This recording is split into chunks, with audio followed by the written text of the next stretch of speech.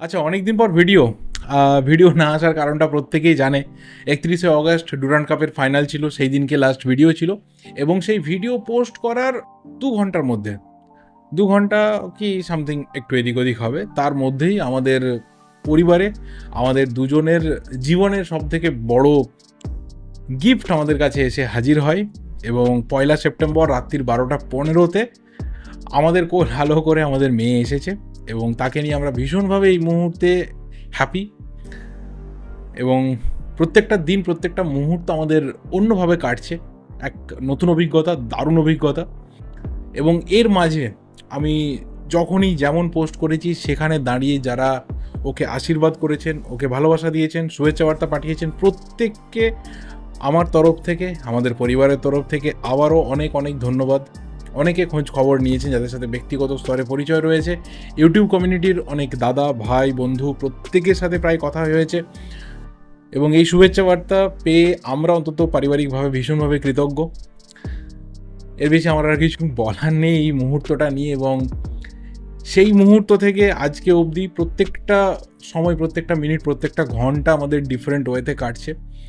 এক নতুন অভিজ্ঞতা, যেটা বললাম, কখনো আনন্দ রয়েছে, কখনো চিন্তা রয়েছে, কখনো চাপা টেনশন রয়েছে, সব কিছু মিলিয়ে মিশিয়ে একটা অন্য ধরনের মিক্সড ফিলিংস।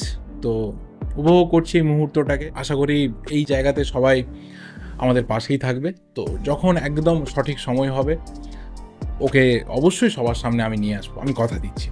যাই হোক, এই ভিডিওতে বেশ কিছু ফুটবল বিষয়ক কথা রয়েছে, যার মধ্যে দুটো ক্লাবের, আমাদের দুই প্রধানের দুজন প্লেয়ারকে নিয়ে কথা রয়েছে, আর একদিকে অবশ্যই ন্যাশনাল টিম নিয়ে কথা রয়েছে। আর এই কদিনের মধ্যে আমার রোজ মনে হয়েছে একটা করে ভিডিও বানাই, একটা করে ভিডিও বানাই। এবার বসি, এবার একটু মনে হয় ফ্রি টাইম পাচ্ছি, বাট তারপরেই হঠাৎ করে কিছু না কিছু একটা কাজ ঠিক এসে গেছে।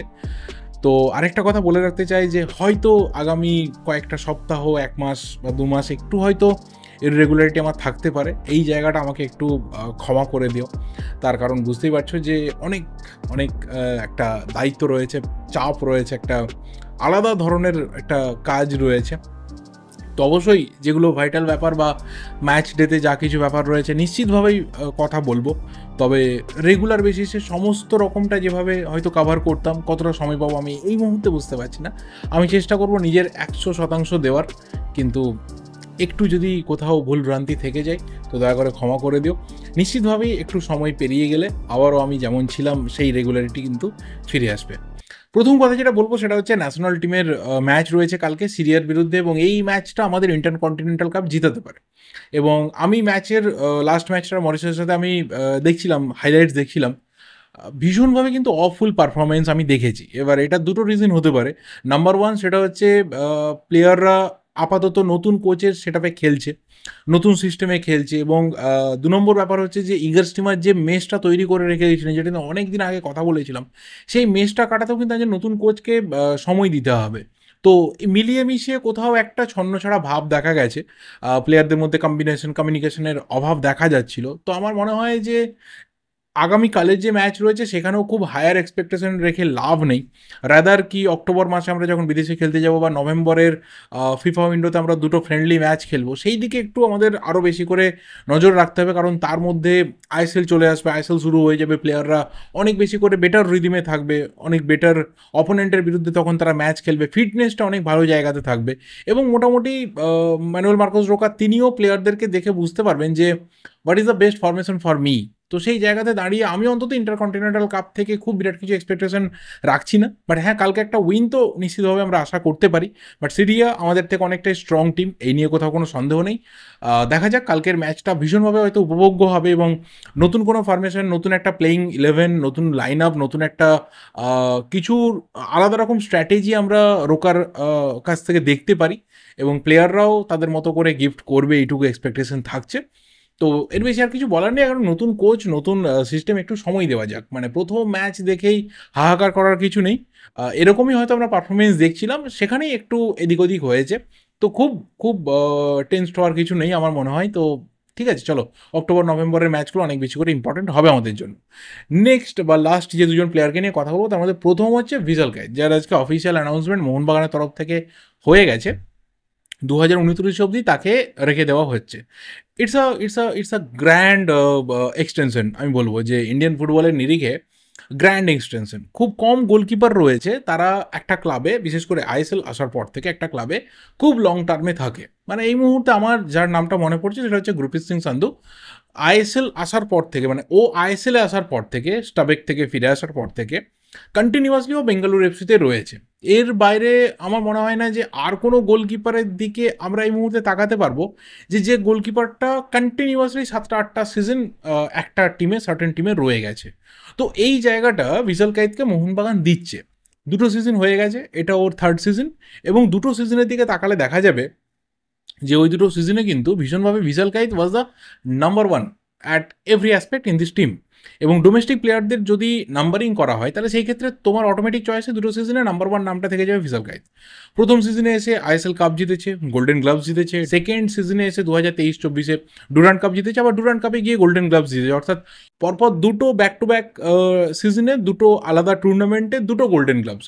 সো দ্যাট মিনস ওর যে কোয়ালিটি এবং মোহনবাগানের সাথে ওর যে আলাদা একটা কম্বিনেশন তৈরি হয়ে গেছে 2টো সিজনে, সেটা আমরা দেখে নিয়েছিলাম। এবং তার সাথে অবশ্যই সিজন শেষ হয়েছিল লিগ শিল্ড জিতে, এবং সেই লিগ শিল্ড জেতার পেছনে গোলকিপারের যে ভূমিকাটা থাকে সেটাও কিন্তু ভীষণভাবে ভিসাল কাইত নিভিয়েছিল।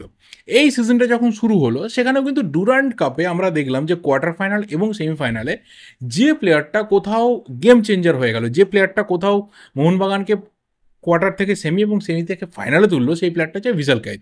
হ্যাঁ দেখো, ফাইনালে গিয়ে পরপর 3টে ম্যাচ একই হবে এটা ভাবাটাও খুব বড় বোকামি হয়েছে। উল্টো দিকে গোলকিপার কিছুই করবে না সব ম্যাচে, এটাও তো হতে পারে না।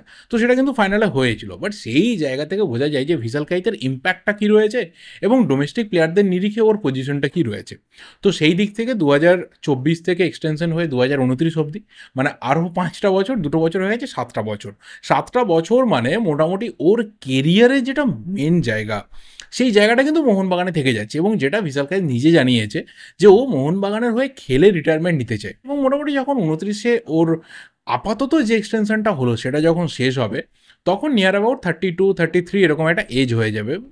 তো সেই জায়গা থেকে বোঝা যায় যে একটা গোলকিপারের যে কেরিয়ারের একদম পিক টাইমটা, বা পিক টাইম থেকে আস্তে আস্তে কেরিয়ারের শেষের দিকে পৌঁছে যাওয়াটা, সেই এজে কিন্তু গিয়ে ভিসাল কাইত পৌঁছে যাবে। আর মোহনবাগানের যে টার্গেটটা এই মুহূর্তে বোঝা যাচ্ছে সেটা হচ্ছে যে ধীরে ধীরে ডোমেস্টিক যে স্কোয়াডটা রয়েছে, যে লাইন আপটা রয়েছে, সেটাকে ভীষণভাবে লং টার্মে ভেবে নেওয়া। সেখানে যেমন সিনিয়র প্লেয়াররা রয়েছে, সেখানে জুনিয়র প্লেয়াররা রয়েছে, এবং শুধুমাত্র ইন্ডিয়ান প্লেয়ার না, তার পাশাপাশি যদি বিদেশি প্লেয়ারের কথা বলি তাহলে দেখো পেত্রাতোসের সাথে চুক্তি রয়েছে বড়। পেত্রাতোসের এখনও অবধি যা ফর্ম, খুব একটা ভাগ্যচক্রে খারাপ কিছু না হলে ওর ফর্ম খারাপ হবে না। পাশাপাশি কামিংসের কথা বলো, ম্যাকলারেনের কথা বলো, লং টার্মে রয়েছে। তো শুধুমাত্র ইন্ডিয়ান প্লেয়ার না, বিদেশি প্লেয়াররাও কিন্তু লং টার্মে প্ল্যানিংয়ের মধ্যে রয়েছে মোহনবাগানে। এর ফলে কি হবে, এর ফলে যেটা সব থেকে বড় জিনিস সেটা হচ্ছে একটা কোর স্কোয়াড থাকবে, যে স্কোয়াডটা একে অপরকে দীর্ঘদিন ধরে চিনবে।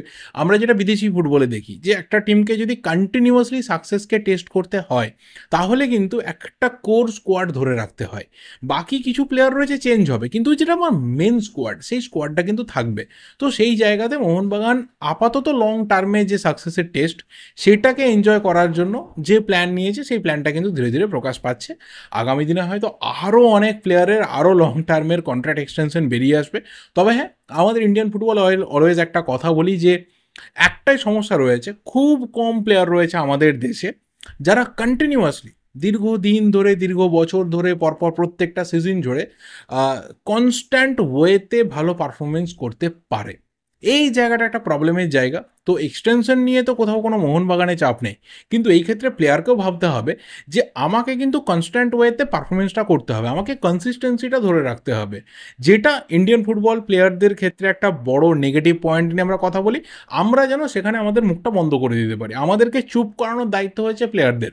তারা কনসিস্টেন্সি দেখিয়ে প্রমাণ করে দিক যে না, শুধুমাত্র 1টা 2টো 3টে সিজন না, আমি টানা 6টা 7টা 8টা 10টা অবধি সিজন সেম ওয়েতে পারফরমেন্স করতে পারবো, টিম আমার থেকে বেনিফিটেড হবে। তো সেই জায়গাতে ক্লাবের যে টেন্ডেন্সি রয়েছে, প্লেয়াররা শো করতে পারলে অটোমেটিক একটা সাকসেসের রাস্তা কিন্তু তৈরি হয়ে যাবে। আর লাস্ট যে বিষয়টা নিয়ে কথা বলবো সেটা অবশ্যই আনোয়ার আলী এবং পিএসসির ভার্ডিক্ট। এখনও অবধি যা আপডেট ইন্টারনাল যা কিছু রয়েছে সেখানে পুরোটা রেডি রয়েছে। শুধুমাত্র আগামীকালে যে ম্যাচ রয়েছে সিরিয়ার বিরুদ্ধে, সেই ম্যাচের আগে যাতে কোনো ধরনের কেওস তৈরি না হয়, যাতে কোনো ধরনের চাপা কোনো প্রবলেম তৈরি না হয়, সেই কারণে এই ভার্ডিক্টকে সামনে নিয়ে আসা হয়নি। কিন্তু এখানে একটা বড় ব্যাপার যে পিএসসি কিন্তু একটা এক্সাম্পল সেট করতে চাইছে। দেখো পিএসসি যখন এটা দেখেছিল যে একটা প্লেয়ার ইউনিল্যাটারালি তার কন্ট্রাক্টকে টার্মিনেট করেছে এবং সেখানে কোনো রকম জাস্ট কজ নেই, পুরোপুরি উইদাউট জাস্ট কজ বা আনজাস্ট কজে টার্মিনেশন হয়েছে, সেখানে প্লেয়ার যখন তার লাইভলিহুডকে মেনশন করেছে, সেই জায়গাতে পিএসসি বলেছিল যে ঠিক আছে চলো, প্লেয়ারটার যদি লাইভলিহুডের প্রশ্ন আসে, তার যদি কেরিয়ারে গ্রোথের প্রশ্ন আসে, তাহলে সে এই কাজটা করুক এবং একটা অন্য ক্লাবে মুভ করুক। কিন্তু এখানে পিএসসি এটাও মনে করিয়েছে যে যে কাজটা হয়েছে তার যা ইম্প্যাক্ট আসবে সেটা কিন্তু নিতে হবে। অর্থাৎ এই ক্ষেত্রে প্লেয়ারের ওপর যদি স্যাংশন আসে, ব্যান আসে, সেটাকে কিন্তু প্লেয়ারকে অ্যাকসেপ্ট করতে হবে। ফাইন তো আমার মনে হয় ডেফিনেটলি আসবে, এই নিয়ে আমাদের কোথাও কারোরই কোনো দ্বিমত নেই। শুধুমাত্র প্রত্যেকের জানার ইচ্ছা রয়েছে যে স্যাংশন আসবে কিনা, এলেও ঠিক কতদিনের আসবে এবং কবে থেকে সেটা কার্যকরী হবে। কিন্তু এখানে পিএসসি যেটা মেন ফোকাসে রাখতে চাইছে, যে পরবর্তী সময়ে যাতে এই ধরনের প্রবলেম আর কোনো প্লেয়ার ক্রিয়েট করতে না পারে, যাতে আবারও কোনো প্লেয়ার এসে হঠাৎ করে বলতে না পারে যে দেখো ভাই আমারও লাইভলিহুডের প্রবলেম রয়েছে, আমিও এই কন্ট্রাক্ট থেকে বেরিয়ে যেতে চাই, আমিও 1 বছর 2 বছর ধরে স্যালারি বাড়ানোর কথা বলছি, আমার ক্লাব বাড়াচ্ছে না, তো আমাকে যাতে ছেড়ে দেওয়া হয়। এই রাস্তা যাতে তৈরি আর না হয়, সেই ক্ষেত্রে এমনই পিএসসি মোটামুটি ভার্ডিক্ট নিয়ে আসতে চলেছে এবং তার সাথে কিছু রুলসও বদলাতে চলেছে। তো সেটা পিএসসির কাছে আপাতত বিরাট বড় চ্যালেঞ্জ, যে শুধুমাত্র এই ভার্ডিক্ট দেওয়া না, আগামী দিনে যাতে এর রাস্তাটাও বন্ধ করা যায়। কারণ শুধুমাত্র আজকে একটা ভার্ডিক্ট দিয়ে দিলাম, কালকে আবারও প্লেয়ার ভাববে যে চলো এই তো ছোট্ট একটা স্যাংশন হয়ে যাবে, কিছু টাকা ফাইন হয়ে যাবে, প্রবলেম নেই, কিন্তু আমি ক্লাব তো চেঞ্জ করতে পারবো, আমি তো ওর থেকে বেটার স্যালারি আমি আর্ন করতে পারবো, বা অন্য কোনো আমার কনফ্লিক্ট রয়েছে, সেখান থেকে আমি আমার নিজের যে পার্সোনাল কিছু স্যাটিসফ্যাকশন রয়েছে সেটা আমি নিয়ে নিতে পারবো। সেই রাস্তা পিএসসি বন্ধ করতে চাইছে এবং সেই রাস্তা বন্ধ করতে গিয়ে নতুন যা কিছু রুল টুল রয়েছে বা মোটামুটি এই ভার্ডিক্টে যা কিছু ব্যাপার রয়েছে সবটাই পিএসসি নিয়ে আসতে চলেছে। আপাতত যা কিছু ইন্টারনালি বুঝতে পারা যাচ্ছে, তবে অবশ্যই কালকের ম্যাচ আমার মনে হয় না কালকেও কিছু বেরিয়ে আসবে বলে। পরশু দিনকে 10 তারিখে আশা করা যায় যে পিএসসির অর্ডারটা বেরিয়ে আসবে এবং সেই অর্ডারটা আমরা প্রত্যেকে হাতে পাওয়ার পর, পুরোটা রিড করার পর পুরোপুরি বুঝতে পারবো যে পিএসসি এখানে কী কী স্টেপ নিল এবং আগামী দিনে প্লেয়ারদের জন্য কী কী রাস্তা বন্ধ করে দিল। কারণ পিএসসির কাছেও কিন্তু এই বিষয়টা ভীষণ বড় চ্যালেঞ্জিং একটা জায়গা। আগেই বলেছিলাম, অনেকদিন আগে বলেছিলাম যে তারাও বিদেশে বা আমাদের বড় বড় যে দেশগুলো রয়েছে সেখানে এই ধরনের ঘটনা ঘটেছে কিনা, ঘটলেও সেখানকার ফেডারেশন বা ফিফাতে সেই প্লেয়ার পরবর্তীতে গেলে বা সিএএসএ প্লেয়ার পরবর্তীতে গেলে কী ভার্ডিক্ট বেরিয়েছে, সেই সবটাকে কিন্তু পিএসসি রিড করেছে। তো এতটা সময় সেই কারণে লেগেছে, সেই কারণে রাতারাতি কোনো রায় বেরিয়ে আসেনি। ন্যাচারালি সেইটুকু সময় নিয়ে মোটামুটি পিএসসি সেই রায়টা নিয়ে আসছে। এবার দেখা যাক, আমরা ওয়েট করে রয়েছি তার জন্য। পুরোটা জানার পর আরও ডিটেলসে কথা বলা যাবে। বাট যাই হোক না কেন, সেটা আলটিমেট যেন দিনের শেষে ইন্ডিয়ান ফুটবলের ভালোর জন্য কিছু হয়, যাতে কোনোভাবে ইন্ডিয়ান ফুটবল কালিমালিপ্ত না হয়ে যায় কোনোভাবে, সেই দিকটা আমাদের প্রত্যেকেরই দেখার দরকার। আই হোপ আমাদের থেকে অনেক বেটার ওয়েতে পিএসসি এআইএফএফ তারা দেখবে। সো ফাইনালি রায় বেরিয়ে এলেই কথা বলা যাবে, বাস, এর বেশি আর কিছু বলার নেই। আজকের এই ভিডিওটা এই অবধি। ভালো লাগলে লাইক করো, কমেন্ট করো, শেয়ার করো। দেখা হবে পরের ভিডিওতে। Till then subscribe the channel যদি নতুন হয়ে থাকো। Thank you, good bye and good night.